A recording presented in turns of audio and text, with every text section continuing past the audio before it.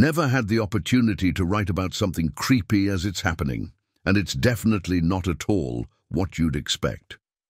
I'm in my office building right now. Broad daylight, open windows, sunny outside, co-workers sort of nearby.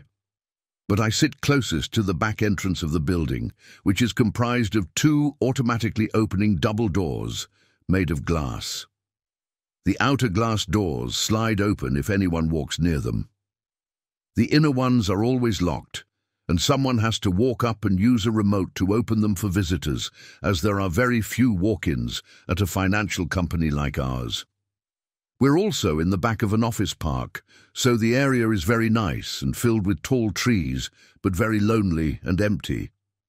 Directly outside the back entrance, an old-growth forest stretches away for miles. I was inspired to start writing about what I've seen today after it happened for a third time just now. Twice today, once at around 8 a.m. and once at 10 a.m., I saw the outer doors open spontaneously. I am the only one that can see them from where I sit, and I'm partially hidden behind a plant that I put up in my cubicle so the rare visitor wouldn't see me and assume I was a secretary or something. I've worked here for a year and never seen those doors open by themselves. But that's not the weird part. All 3 times today that I've seen this happen, a few moments later the inner doors clinked against their locking mechanism and I could see them split apart about 1/4 of an inch, as far as the lock allowed. I've now sat here and watched the phenomenon 3 times, and these doors are completely transparent so I can see that nobody's there. Each time I also felt overwhelming fear and the urge to hide in the corner of my cubicle behind the obscuring plant. At first, I chalked it up to playing along with my inner child, but I realize now that I felt the inexplicable fear at the first occurrence too. Before I knew something weird was happening. It's like my animal brain is terrified of something over there, something testing the doors, something looking in through the glass. Something from the dim forest behind the building, testing the edges of civilization, looking in on another world. I've never experienced something creepy yet truly unexplainable, so this morning I decided to investigate what happened yesterday. My first instinct, of course, was to check the door from the inside when I first arrived. I thought that some sort of air pressure or mechanical failure might have caused the doors to attempt to open on their own, though the powerful fear and urge to hide was still inexplicable. I pried the inner doors open to their limit while locked, the same 1/4 inch I'd seen yesterday. They were heavy enough that I can't accept air pressure as the cause. 2 sets of sealed glass doors simply wouldn't respond to pressure fluctuations by opening sideways. And the outer doors slid open by sensor activation yesterday, not by force. The problem, of course, is that I saw nothing at the doors that would have activated them 1 time, let alone 3. Also, looking up, the mechanisms for each door were separate. Mechanical failure on one should have had no effect on the other. I wasn't prepared to actually open the doors yet, as I still felt lingering traces of the unexplainable fear from yesterday. Instead, I opted to look through the glass and see what I could of the lonely back area that I'd never actually been in. As I expected, I could see a bit of old sidewalk and some grass that ended abruptly at a towering wall of old-growth trees about 20 feet away from my building. I was a bit relieved at seeing the cut grass, as that meant someone had to go back there and mow it every week or so. As I stood there, I began to feel uncomfortable. The trees seemed to crowd closer with gloom, and I found myself staring into the thick underbrush. I had the strangest impression that I was seeing fragments of movement among the thick leaves, but couldn't pinpoint anything concrete in the seemingly motionless thicket. I'd most closely relate the sensation to that felt when looking at an illusory motion image. The vertigo passed after a few moments. This was around 8 a.m., the time of the first door incident yesterday. Nothing else happened at that time, but it occurred to me that standing in the door as I was highly visible from a distance. That realization, of course, inspired me to watch the doors more discreetly at 10 a.m., the time of yesterday's second incident. I watched the doors intently, but nothing happened for a long while, until my vigil was interrupted by a loud impact on glass, as if something had bounced off of a nearby window. It sounded like it came from a little further down the side of the building rather than the door. I did check each of the darkly tinted office windows in the nearby back hallways, but none showed any signs of damage. Not the same event as yesterday, but the timing was oddly coincidental. The third incident yesterday happened around 3 p.m. Today, the third incident convinced me that something really might be happening. I was walking the back halls around that time, hoping to see or hear the thud from earlier, when I felt that familiar fear that I should run and hide. There was nothing between me and the outside but a series of long windows, but they were tinted and should look like nothing but reflections from the outside. I fought the urge to run away, and instead, ever so slowly approached the windows. The apprehension in me was a powerful single note that kept rising the closer that I got. But when I stopped moving inches from the glass, it did not. The fear rose to an almost unbearable level and then leveled off at just below total panic. Confused, I looked back and forth, scrutinizing the shaded sidewalk and grass while my heart pounded painfully. The tree line towered closer here, covering the corner of the building in gloom. It seemed like a perfectly ordinary day outside, yet looking out there made me feel slightly disoriented, like the illusory motion feeling from before. And then I understood what I was feeling. If I was unconsciously reacting to the presence of something outside, I knew now why the feeling had leveled off. It had stopped moving. Right in front of me. I'd been staring right at it. I, of course, leapt away like a startled animal and bolted to my desk, while the uncontrollable fear faded with distance. I huddled here, hiding, for the remainder of the day. Now I'm sitting here, trying to think it through. My co-workers all left 15 minutes ago at 5 p.m. I still haven't seen anything unexplainable. Maybe I'm just playing to my own fears. Still, I feel watched, circled, as if something out there in the woods is trying to figure out a way in. I used some of my Memorial Weekend to further investigate what's been happening, and I found some interesting facts. The geography behind my building involves a few miles of heavy forest, struck through by a large, abrupt canyon, a feature that Ohio residents are probably familiar with.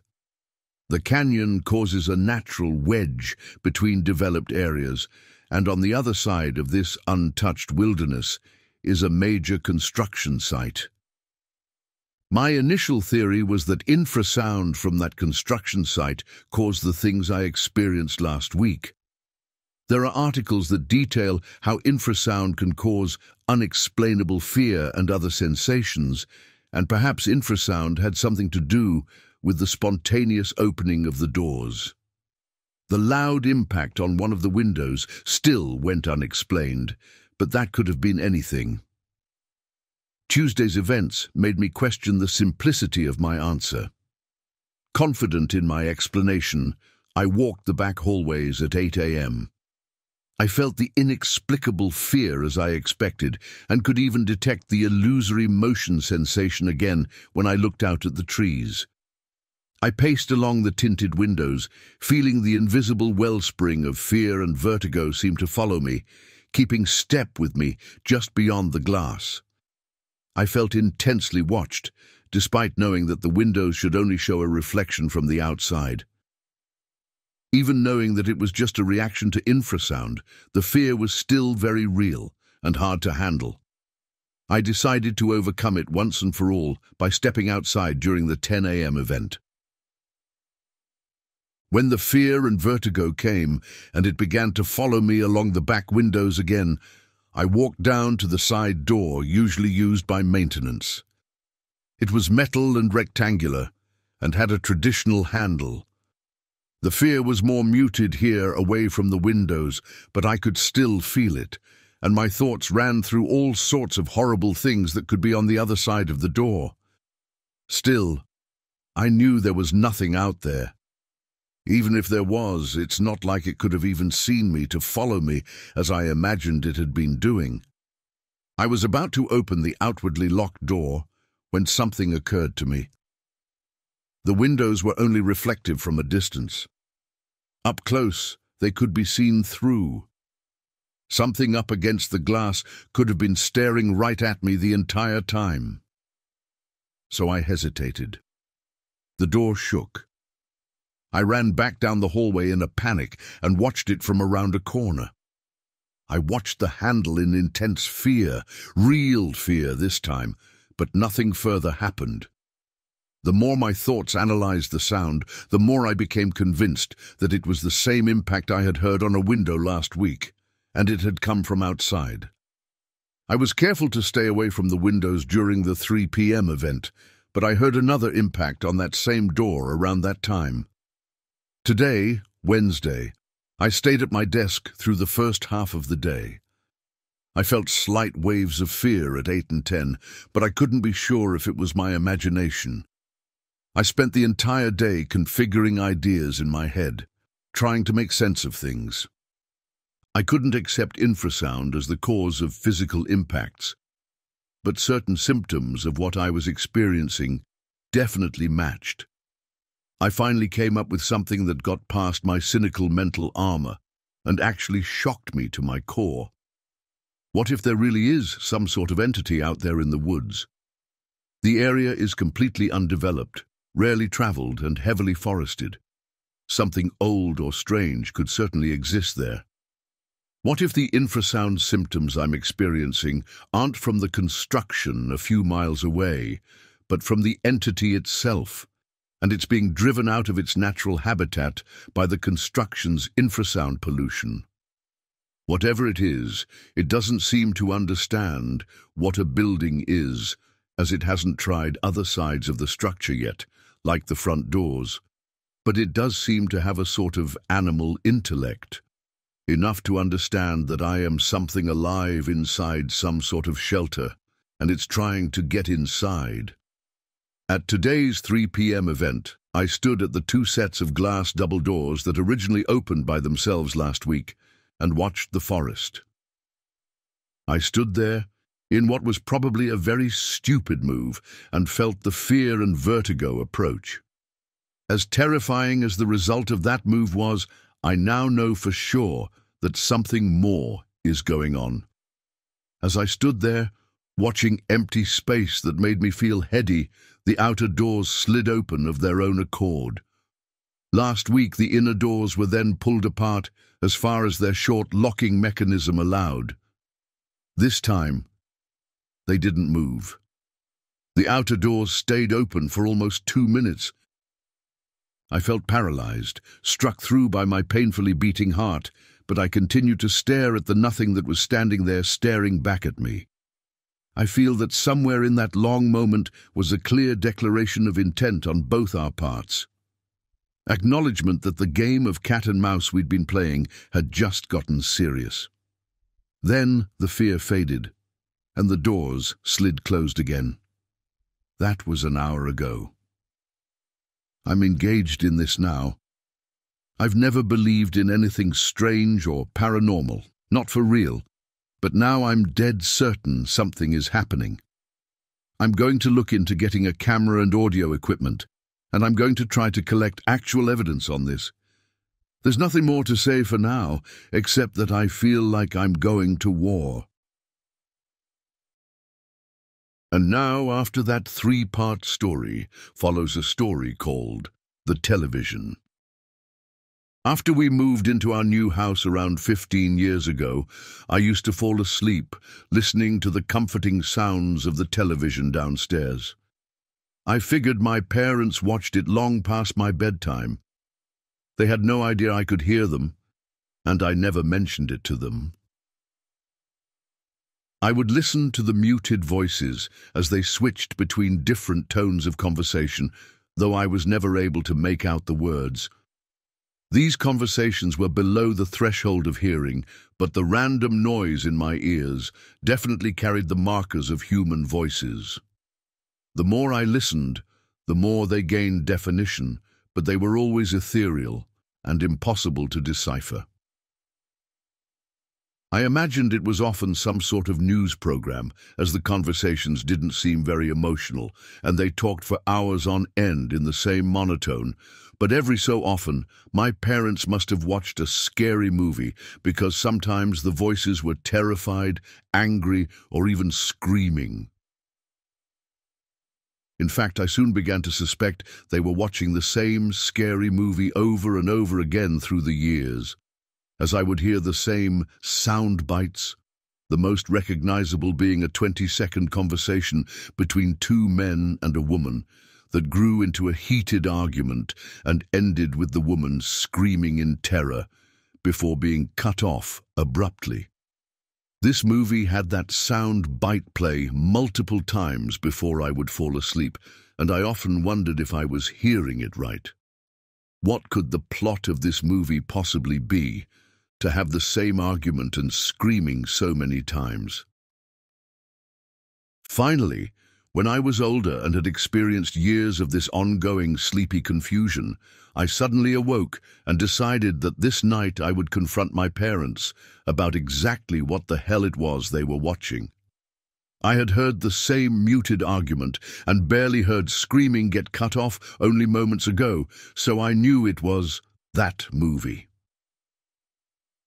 In a righteous indignation, I opened my door to head downstairs and confront them, and then froze. The hallway was black, the house was silent, the living room was empty, and the television was off. Completely in shock, my thoughts raced as I tried to make sense of the last several years' sleepy experiences. I laid back down in bed, burning with adrenaline, and shivered as the barely audible voices resumed. And now, after that one-shot story, follows another story called The Lonely Grave. 2 months after our first visit to the ancient and forgotten graveyard, we decided to go back with a friend. She'd heard us talk about the first incident repeatedly and kept pushing us to take her there. By then, that night of terror seemed like a story that had happened to someone else, so we finally gave in and decided to drive out there. I was also a bit excited to explore that graveyard more, as it had an amazing, scary atmosphere. We also went prepared with flashlights and a newer cell phone, whose coverage for that area we verified. I was jaded when it came to fear, but I wasn't stupid. We also made sure to hide our car perfectly and to be observant on our walk down the old country road. It started raining on us, and the whole thing felt like a terrible idea.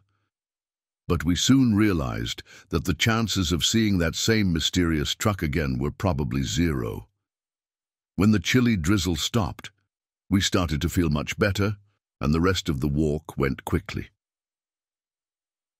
As the three of us stepped onto the dirt ridge that led toward the old graveyard, our good cheer faded in favor of quiet apprehension. The place truly was terrifying now that we could see more of it.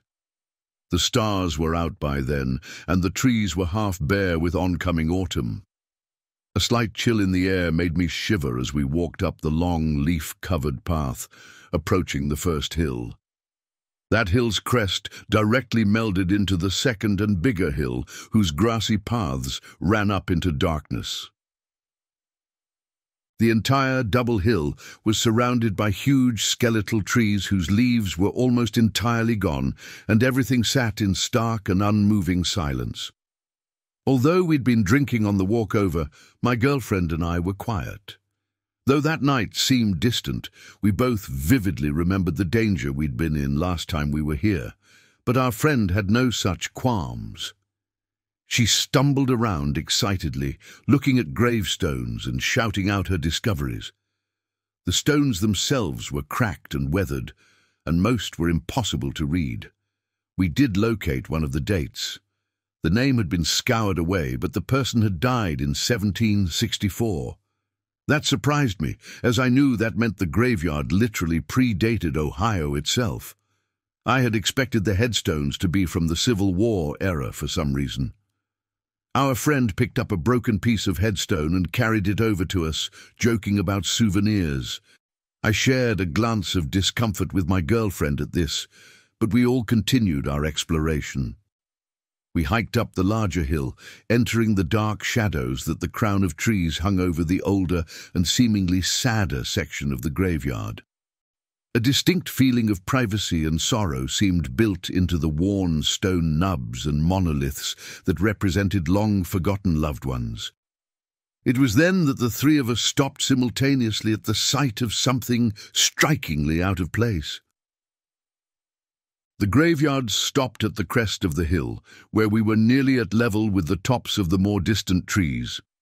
But we could see down the slope and almost hidden by the undergrowth, a small headstone set far apart from all of the others. Immediately our friend ran toward it, and we hurriedly followed her in apprehension. The lonely spot felt decidedly cut off from the graveyard, and even more alone if that was possible. The barely readable inscription had one letter remaining, M, and two dates, 1752, 1759. The grave was for a young child. I began to feel strange, but I knew for certain that something was wrong when our friend laughed and looked down. She shone her flashlight on her discovery for us to see, a teddy bear, clean and in perfect condition. So much so that someone had to have placed it there recently. My thoughts immediately grew fearful. Why was this grave set so far apart? Who was this child that had died so tragically young? And most of all, who the hell was visiting this forgotten graveyard in the middle of nowhere to leave a toy at the headstone of a child that had died 300 years ago? I had no time to guess before our friend reached down. My girlfriend and I both shouted, but it was too late. She picked up the teddy bear. Immediately, a sharp blast of wind hit the surrounding trees all at once.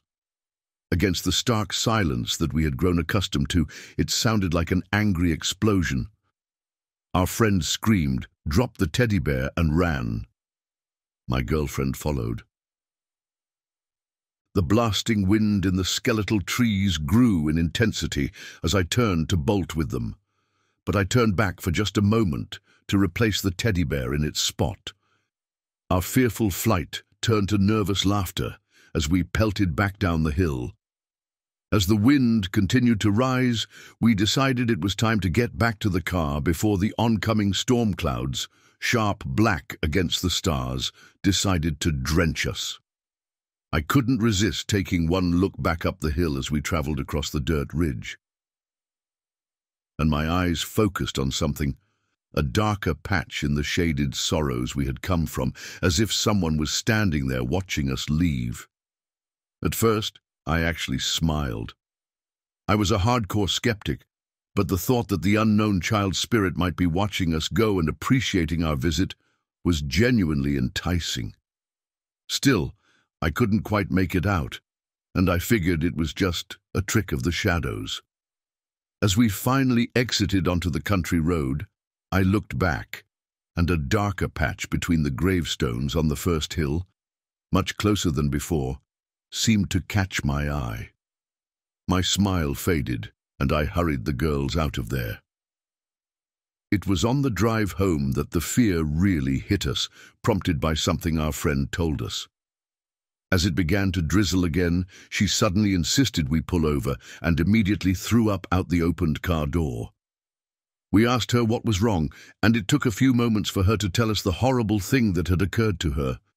We'd been rained on only a few minutes before we got to the graveyard on foot, but the bear she'd picked up had been dry. And now, after that story follows another story called The Unseen Hands.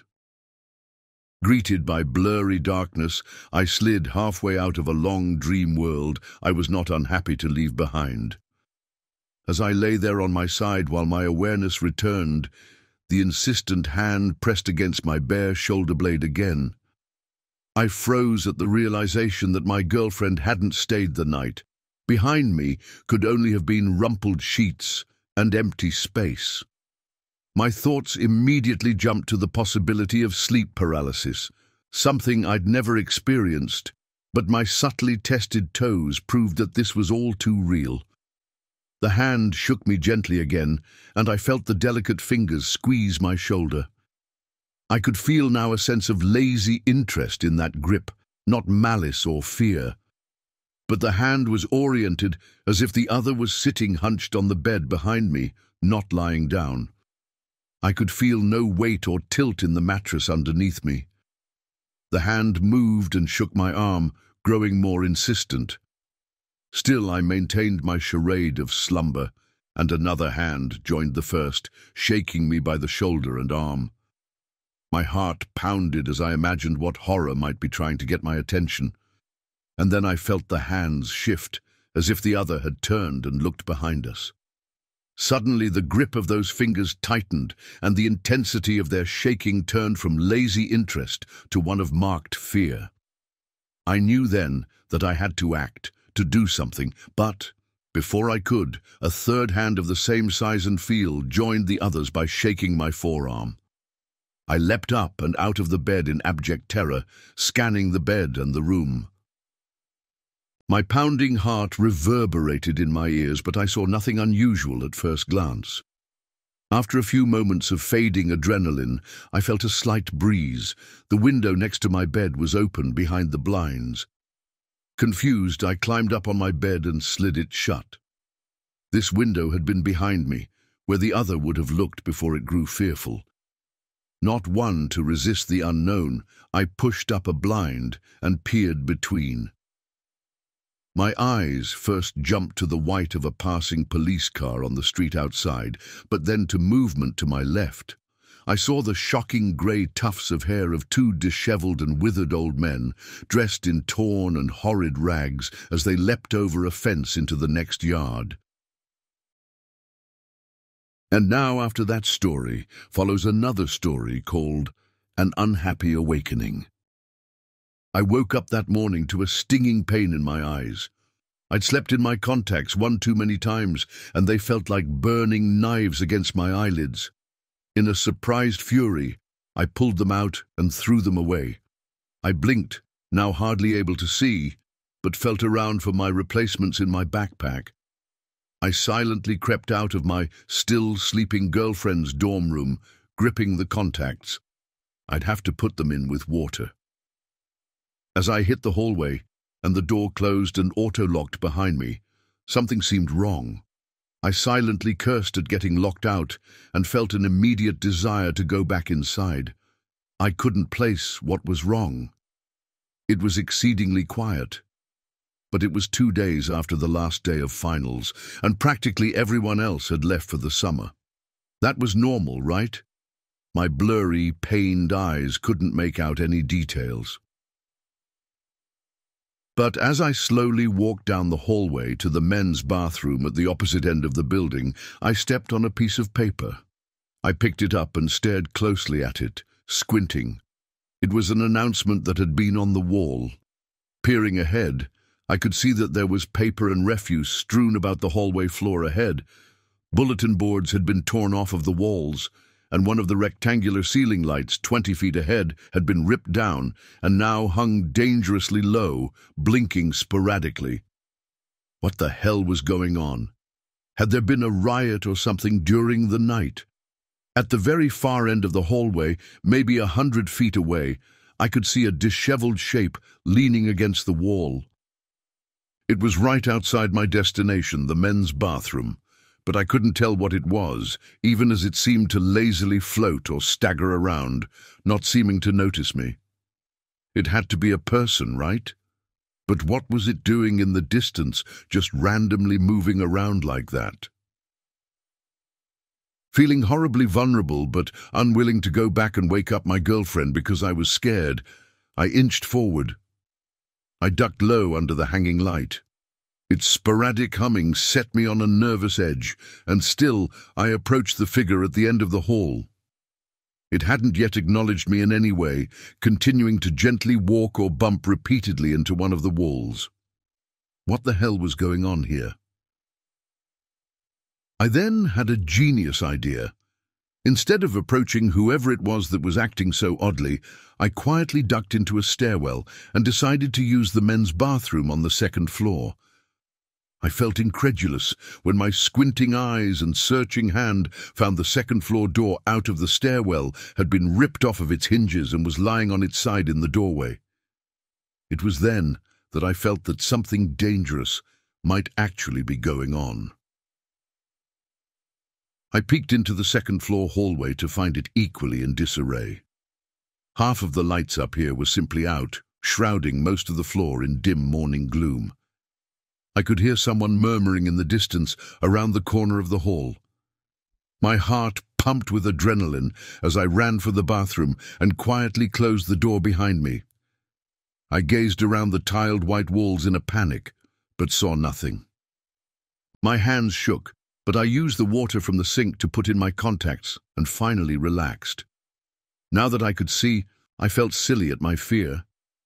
The relief was short-lived, however, as I stepped out of the bathroom and found that the hallway really had been trashed. I made my way back down the stairs, bumping right into a police officer. After a few questions, he shook his head and explained that I didn't want to go out there.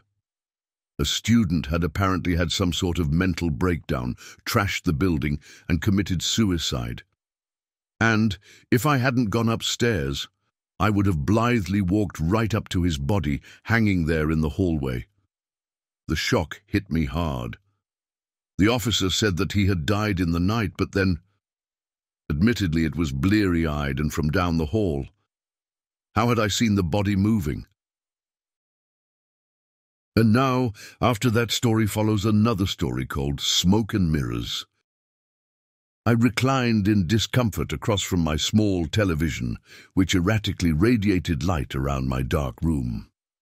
My pervasive caffeine withdrawal headache permitted me no other activity that evening, but I could take comfort in knowing that I would be free of the demon in only a few days. I nearly leapt from the bed at a sudden glass knock behind me. I eyed the blinds over the window nervously. I kept my windows constantly locked after an incident a few months ago, so I kept my wits, decided that it was nothing after a moment of silence, and lay back down amid my pillows and pounding temples. An hour of fatigued sleeplessness later, a flash of lightning mixed with the varied glow of the television, and the windows clattered at the impact of an enormously loud roll of thunder. An instant later, I could hear sheets of rain hitting the window. I loved thunderstorms, so I moved to lift the blinds without thinking. I found myself looking out from my second-story window onto a bright, sunny day. The trees shifted in a slight breeze, and the park across the street seemed verdant and inviting. How long had I been awake? Where was the thunderstorm that I could still hear? I looked to the television, but it displayed only commercials. I ran to the window in the bathroom down the hall and opened the blinds. It showed only a wall of blasting rain and intermittent flashes of lightning. At that sight, I turned slowly back to face my room.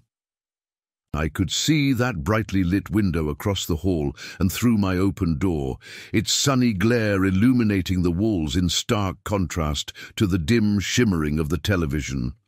I walked toward it in thoughtless confusion, ready to run for my life at the slightest hint of danger.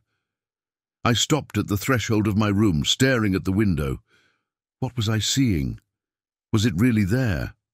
Was I going insane? As I watched, I saw something appear beyond the glass. A delicate feminine hand with painted red nails reached down from above the window and knocked twice. I ran for the stairs, hearing the storm grow even more intense outside. I headed for the back door, but stopped just short as I saw the warm glow of a summer day emanating from the glass panels to either side. To my right, through the kitchen window, I could still see the storm. I looked back at the door and could just barely detect the side of someone standing outside. I heard a knock, once, twice, 3 times. I screamed at it and ran toward the basement door. And then it all stopped. The glow from outside was gone, the storm was gone, and everything was quiet and dark. Peeks out of the window showed nothing but a normal night, with the odd car passing on the street. Confused and doubting my sanity, I soon had no choice but to go back to watching television with no explanation as to what the hell happened. Still, I can't help but wonder. If there is something outside, some entity that can deceive, how do I know the calm night outside isn't a deception too? How do I know that it's ever safe to leave? And now, after that story, follows another story called Come Closer. I'd actually seen him on our way home from school. He looked dirty and disturbed and stared straight at us as our bus went by. We even made jokes about him, probably as our way of pretending we weren't afraid. He was incredibly out of place in our middle-class suburb, so his mere presence felt threatening. Thus our panic when the 3 of us got off at our stop and saw him at the corner, about to look in our direction. He was between us and our houses, and the bus had already pulled away, so we bolted for the bushes of a nearby yard. We weren't sure if he had seen us, but we peered through the leaves and saw him stalking our way, muttering randomly. Tim, my neighbor, insisted that he'd seen a large knife in the man's ragged clothing. Danny, a kid I hardly knew who had just moved into the neighborhood, insisted that he was imagining it, that Tim's glasses must have reflected the sun wrong or something. Still, we were terrified, and the sidewalk was going to bring him right by us. It was Tim that broke and ran first, keeping low. I followed, my heart pounding as we dove into the darkness underneath the porch of the unfamiliar house we'd been hiding near. As we squeezed our bodies against the dirt, the grimy wood pressed into our backs, barely giving us enough room to breathe. From our hiding place, we could see the disturbed man turn into the yard in front of us and begin searching around, hitting the bushes and muttering angrily. I realized then that Danny wasn't with us, but I hadn't seen where he'd gone. Tim had lost his glasses back at the bushes, and he just huddled in the shadows next to me in near-blind terror. We stayed there in silence, waiting. Every so often, whenever I almost thought it was safe to come out, footsteps would creep across the wooden porch above us. Tim almost sneezed once, but I covered his mouth and nose in stark fear. We waited there so long that the tone of the sunlight began to change. We hadn't heard the man searching about in a while, and I was just getting ready to peek out when footsteps clattered and a thud hit the wood directly above us. A split second later, Danny's face appeared in front of us upside down, and he looked at us through the lattice. A look of shock and surprise crossed his features at finally finding us. He whispered something, but I couldn't hear anything. He seemed to be saying, "Come closer." So I figured the horrible man was still around and we had to be quiet, and I inched forward. Danny's features grew fearful, and he kept indicating something above us. Strangely, I still couldn't hear him. His eyes seemed to dim then, and I inched forward a little bit more. I froze for a moment in horror, then backed up. Tim mouthed to me, "What did he say?" And I just shook my head, completely in shock. Danny hadn't conveyed, "Come closer." He had mimed, "He's up there."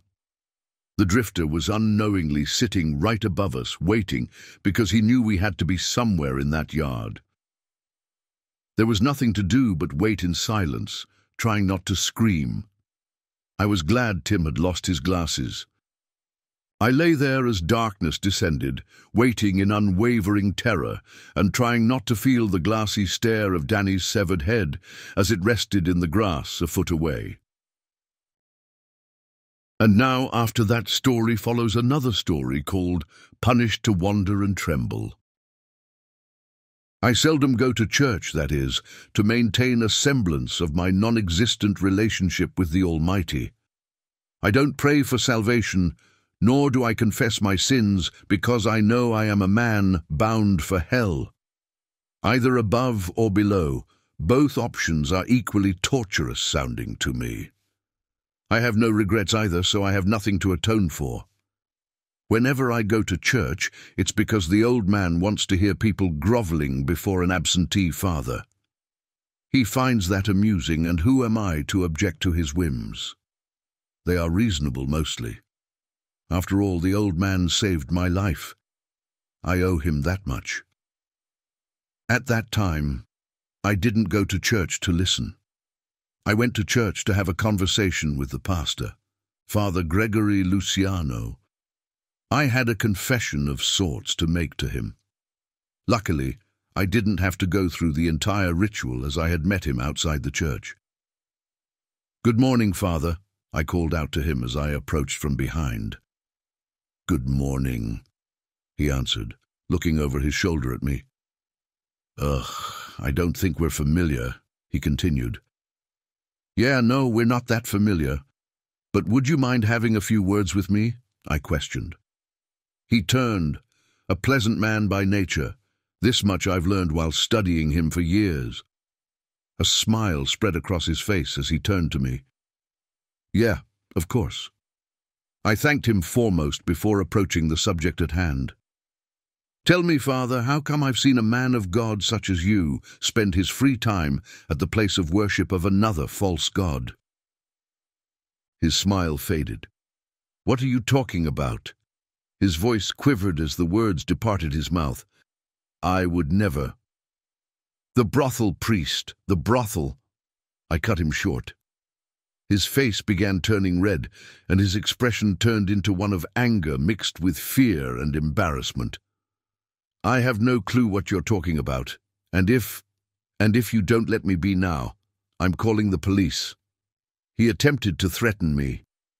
The Temple of Passion of Samael was the name of the place I'm referring to.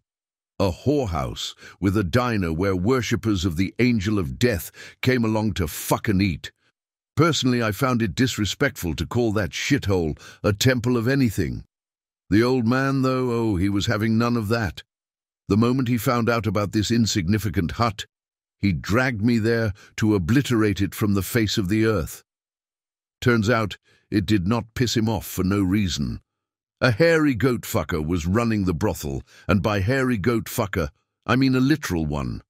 A living, breathing, burning, fur-smelling satyr with a massive member who lived off fucking people to death.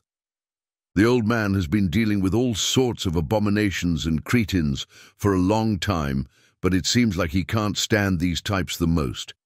He hates them more than child murderers and pedophiles.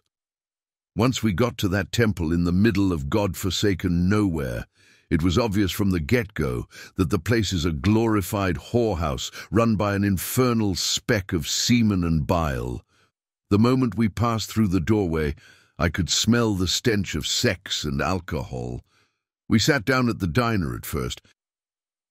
I felt like having a steak with a couple of shots of Jack. Seeing me drink the poison, the old man reprimanded me for eating things that'll kill me. I simply told him that, with him around, I've nothing to worry about. "True enough, boy," he said before examining the alcohol. "Back in my glory days, the wine was less potent, but definitely more poisonous." "Sweetening your wine with lead is bound to do that," I quipped, taking yet another bite of the steak, which was quite good, I must admit. My companion burst into laughter. Looking at him express any sort of emotion definitely reminded me of just how similar we both were in personality and looks. He looked like an older version of me, eerily so.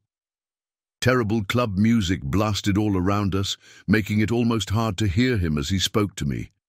"Can you smell that?"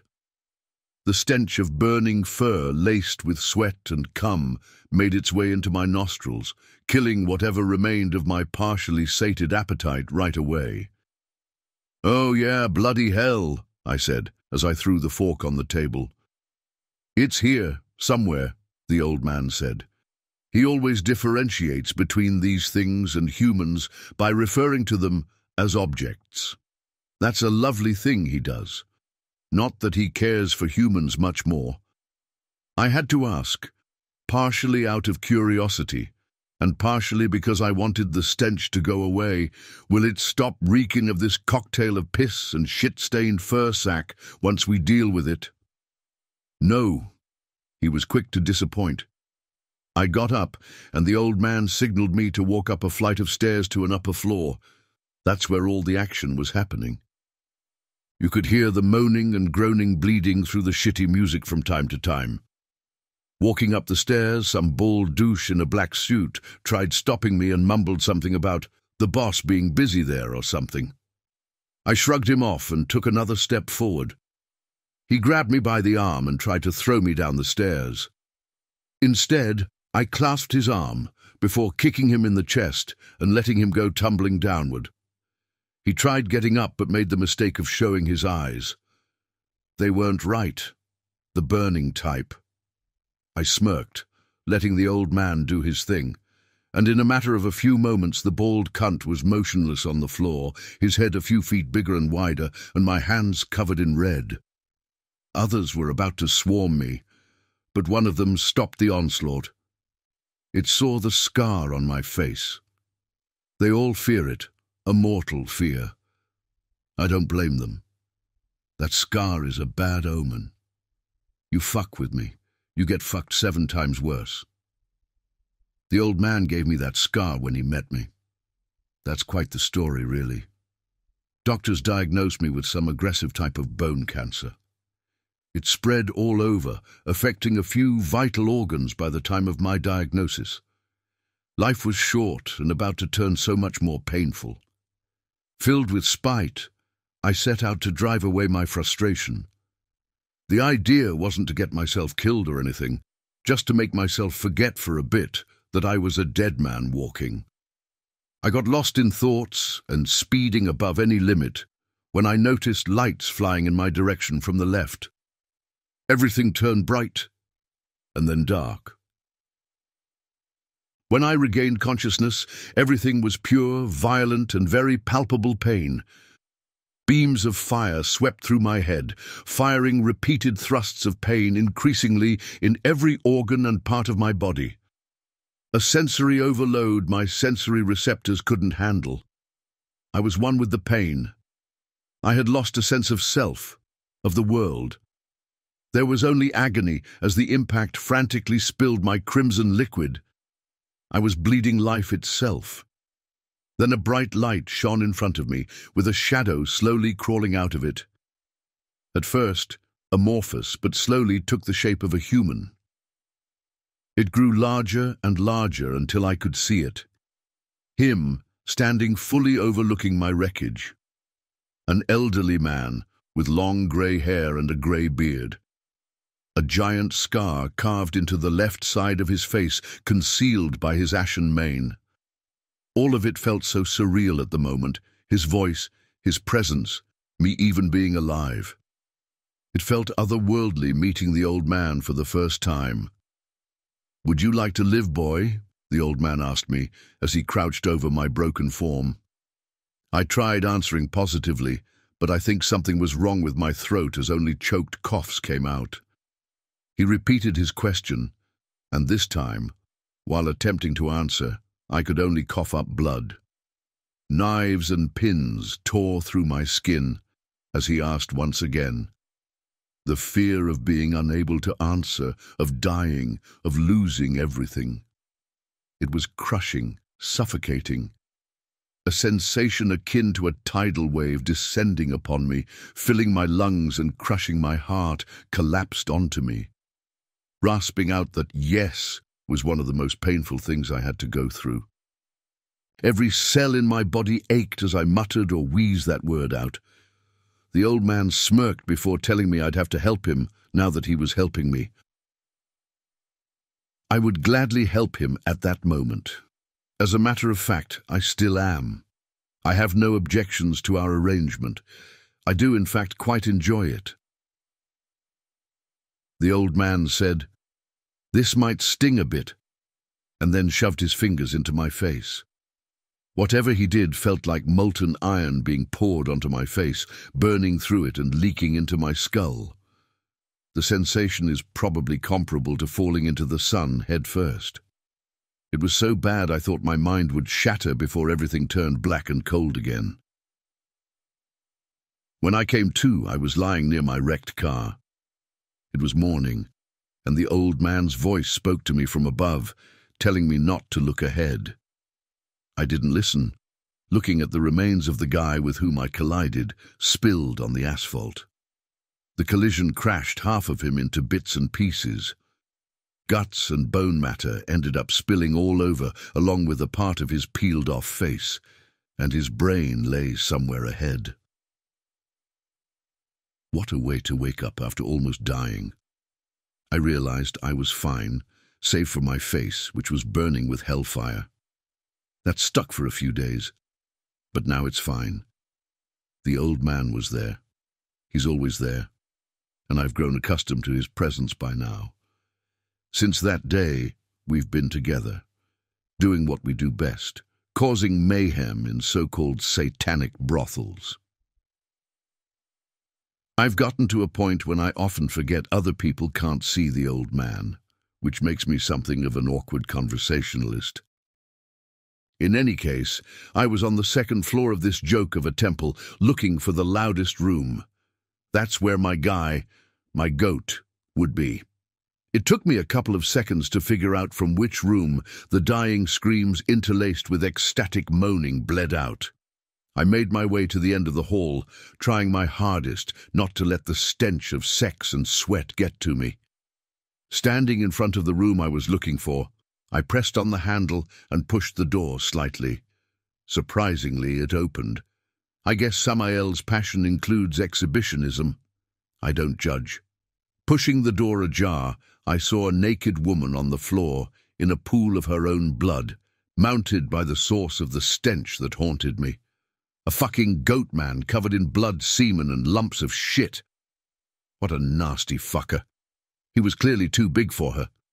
The poor thing was turning blue under him, pointlessly holding on to him as if she was holding on to life, while he just kept going like there was no tomorrow. I whistled to get his attention, but he didn't hear me. She did. Her glazing eyes turned to me and she screamed. A shrill sound tore through the space. The goat roared as she desperately pointed to me, his head turned to me. Pure rage and lust burned in those empty eyes. I almost felt myself getting aroused looking into those eyes. The goat finished and slowly pulled himself out of the woman as she spasmed on the floor. Turning to me, the goat man brandished his meat sword at me, covered in blood, bits of uterine matter and other liquids. It screamed something about my ass and charged like a wild bull seeing movement. Not feeling like being raped to death by a demonic gigolo, I was lucky enough to have my trusty knife on me. As the beast came onto me, I sidestepped it, stabbing it at the tip of its member and dragging it along the shaft before the monster raced beside me and into the wall. Realizing what I had done, it let out an awful sound made up of a shriek and bleat. It charged again, and this time the old man did his thing, flinging the beast across the room. It landed straight on top of its joystick, and with a sickening crunch, he broke it, screaming, bleating, and yelping all at once. I walked over to it while it wept, attempting to intimidate me. Once I stood with my foot on its throat, a primal fear shone in its eyes. It begged for mercy, making promises and swearing to serve and whatnot. He must have seen the scar on my face. The old man doesn't grant any. He commanded the beast to die, and I lowered my foot onto the ground. Impossible sounds came out of the beast's mouth as fires came bursting forth through its chest and nose, burning until the beast was nothing but soot. It wouldn't stop making these sounds until the head turned to ash. The others must have heard the commotion and got the fuck out, reasonably so. I blended into the crowd of fleeing sinners and made my way out of the whorehouse. Upon the completion of my story, the priest looked at me, wild-eyed and terrified. You are a madman. I'm calling the police," he quaked. "Father, I might be a madman, but I know I've seen you in that whorehouse, running naked as the day you were born, holding the hand of a woman with fiery eyes." He lost all color and stared at me as if he had seen a ghost, at a complete loss for words.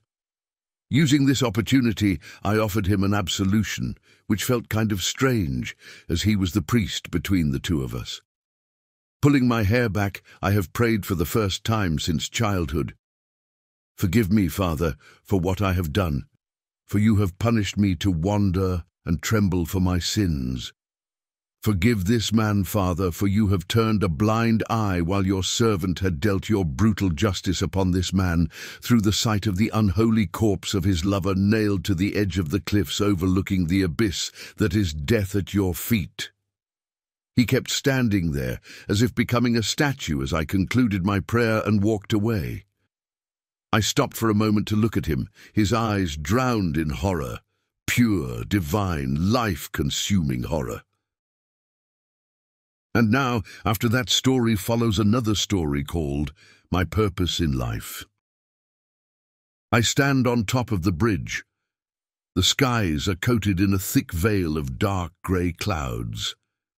It's almost as if the world is in a state of mourning, in a state of despair. The rainstorm is getting heavier. There are no sounds around me, other than the sounds of the raindrops colliding with the steel behemoth on top of which I stand. Even the turbulent ocean below seems to be quiet. The rain is getting stronger, and I'm drenched in water. My skin has reached its limits.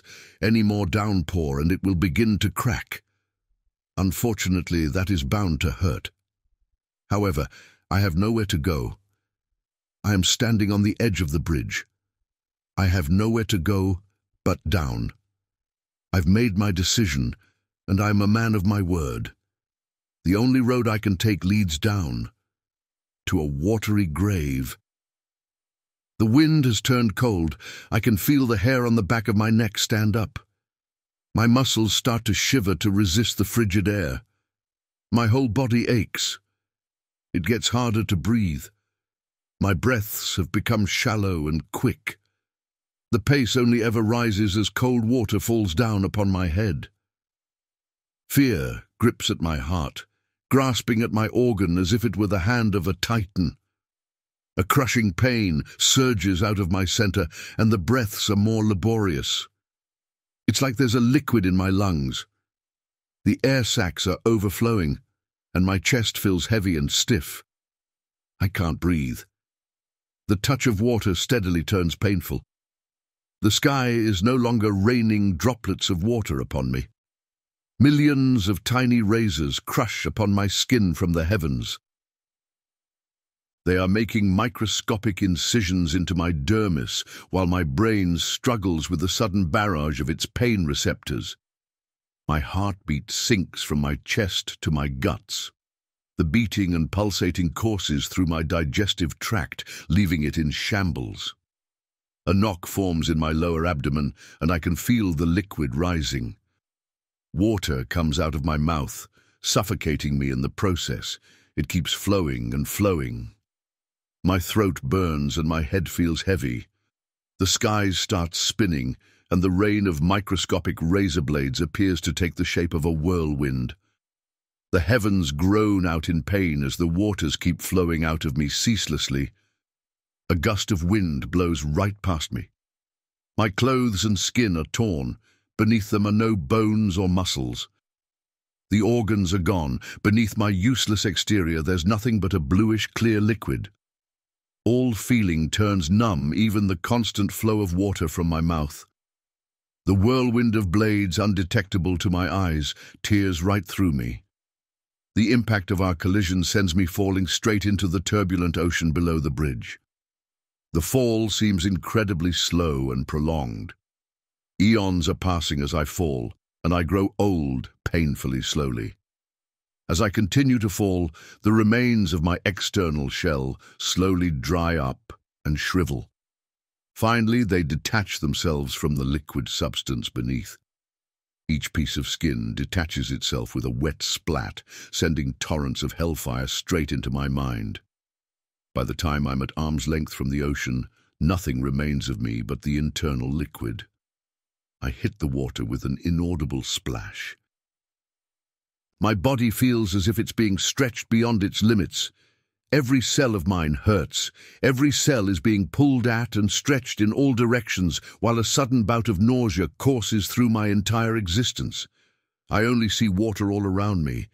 I can't feel anything other than the nauseous feeling. Everything is moving up and down. It's like my consciousness is moving in a wave-like fashion. The repetitive swaying increases the nauseating sensation and tires me out. Everything seems to grow more and more distant. The water is losing its color and focus. Just as I'm about to fade, I hear a voice. It's painfully, hauntingly familiar. I open my eyes to a crowd of disturbed onlookers. The horror was evidently etched onto their faces. A man was about to throw himself off the bridge, a macabre spectacle that most people wouldn't want to behold. I didn't care, though. I wanted to throw myself off that bridge. I had enough of living with the memory of her being swept away from my hands by the ocean's current. We were young, and it was my fault she even got shoulders deep into the water. I shouldn't have told her to follow me. Ever since that day, I keep seeing her face bobbing up and down in the waves as the violent current forces its way into her throat. She sank right in front of me. She sank, and later floated to the shore next to me. When I stood on that bridge, I saw something in the waves below. A feminine figure, barely visible. Her features, they were horrible. A bloated thing, skin pale and translucent. A spiderweb of greenish-blue veins dimly glowed at me through her thin, dermic fabric. Her lips were almost the exact same shade as her eyes used to be, bluer than human tissue should be. Her mouth was opened wide, and torrents of muddy water kept on pouring out of her orifices. I could see her moving up and down with the waves, like she was a part of them. In fact, there was no distinction between her and the ocean. Her voice, it came from everywhere. It called my name. It called for me. The storm carried her calls over the sky. Every syllable felt like a bullet being shot straight through my heart. My breath turned shallow and fast. The skies spun all around me.